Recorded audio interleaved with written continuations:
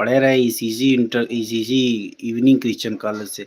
अच्छा सही एक बात तो मैं मान गया, जो अपने ग्रेजुएशन लाइफ़ को ठीक से नहीं पढ़ेगा, वो ज़िंदगी भर पछताएगा, चाहे कितना भी मेहनत कर ले बाद में।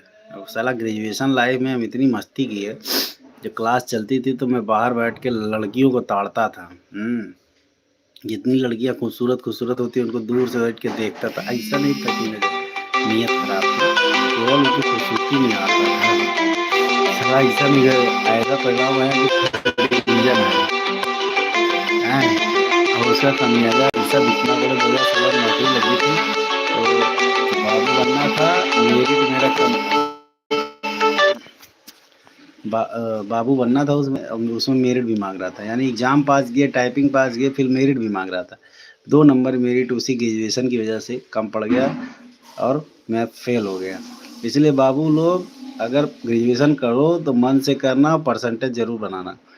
हमरे जैसा मत गलती करना साला, पढ़त तो रहे लेकिन खूब इश्कबाज़ी खूब करत रहे। इश्कबाज़ियो नहीं करत रहे, ये भी गाँव इतने पिछवाड़े में दमे नहीं होता था कि लड़की जाके बतिया लो।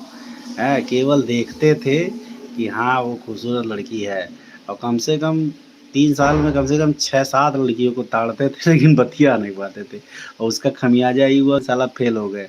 3rd डिवीज़न आया, फेल नहीं हुए। हमारे 3 दोस्त थे, तीनों इतने कमीने थे कि